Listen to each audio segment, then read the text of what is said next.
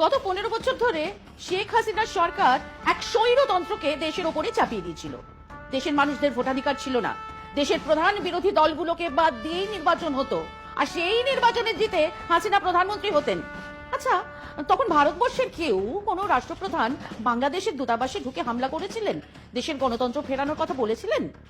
আজ ইসকনের দু একজন সন্ন্যাসীদের গ্রেপ্তার নিয়ে যারা এত উদ্বেগ, এত প্রতিক্রিয়া দিচ্ছেন, আন্দোলন করছেন, রাগে ফেটে পড়ছেন, তারা একবারও একটা কথাও বলেছিলেন?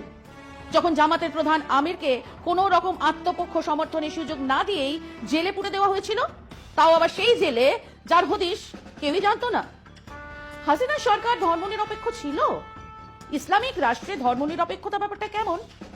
যদি রাষ্ট্রের ধর্ম ইসলামী হয়, তাহলে তা ধর্মনিরপেক্ষ হয় কেমন করে? বর্তমান সরকার কেবল এই স্ববিরোধিতা দূর করার কথা বলেছে। ভারত আর পাকিস্তান ভাগ হয়েছিল কিসের ভিত্তিতে? যারা মুসলিম তারা পাকিস্তানের দাবি জানিয়েছিল।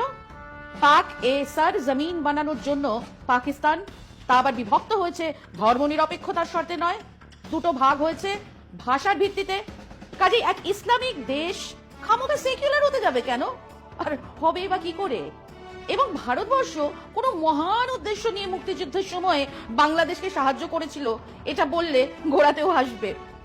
ইন্দিরা গান্ধী পাকিস্তানকে শিক্ষা দেওয়ার জন্য পাকিস্তানকে দুটুকরো করে তার ক্ষমতা, তার মিলিটারি পাওয়ার কমানোর জন্যই বাংলাদেশের মুক্তিযুদ্ধে সাহায্য করেছিলেন, এটা সবাই জানে। আর সেই মুক্তিযুদ্ধের জন্য বাংলাদেশের 30 লক্ষ মানুষ প্রাণ দিয়েছিলেন, 3 লক্ষ নারী সম্ভ্রম হারিয়েছিলেন, রক্তের বিনিময়ে স্বাধীনতা কেড়ে নিয়েছিল বাংলাদেশ। এটাকে ভুলে ভারত স্বাধীন করিয়েছিল বাংলাদেশ বলার মধ্যে এক দাদাগিরি আছে, যা বাংলাদেশের মানুষ মেনে নেননি।